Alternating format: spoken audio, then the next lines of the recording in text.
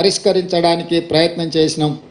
బేసజాలకు పంతాలకు పట్టింపులకు పోయి మనం వాళ్ళతోని పంతాలు పట్టింపులకు పోతే చివరగా తెలంగాణ ప్రజలకే నష్టం జరుగుతుందన్న విషయాన్ని వాస్తవాన్ని గుర్తించి తెలంగాణ ప్రజలకు నష్టం జరగకూడదు, అవసరమైతే ముఖ్యమంత్రి ఒక మెట్టు దిగైనా వాటిని సాధించుకోవాలనే పట్టుదలతోని ఆ ప్రయత్నం చేసినాం. కేంద్ర ప్రభుత్వం కూడా చాలా విషయాలలో సానుకూలంగా స్పందించింది. ఈరోజు మెట్రో రైలుకు సంబంధించి పాలమూరు రంగారెడ్డి ఎత్తిపోతల జాతీయ ప్రాజెక్టుకు సంబంధించి ఇతర రైల్వే ఏర్పాట్ల గురించి కానీ జాతీయ రహదారుల విషయంలో కానీ కేంద్ర ప్రభుత్వంతో నిరంతరం సంప్రదింపులు చేపడుతున్నాము. ఎందుకంటే ఇవన్నీ కూడా రాష్ట్రానికి రావాల్సిన హక్కులు. ఇది ఎవరి దయాదాక్షిణ్యం కాదు.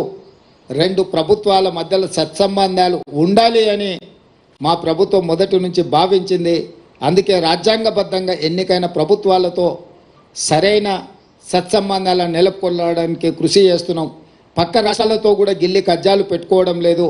ఆంధ్రప్రదేశ్ రాష్ట్రంతో ఉన్న కూడా అపరిష్కృతంగా ఉన్న విభజన హామీలను కూడా విభజనలో చిక్కుముళ్ళు పడ్డ వాటిని కూడా పరిష్కరించడానికి సంప్రదింపులను కొనసాగిస్తున్నాం.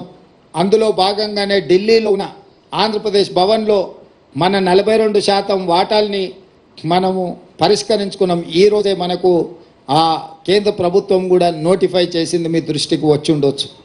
అదేవిధంగా తెలంగాణ అంటే టీఎస్ కాదు,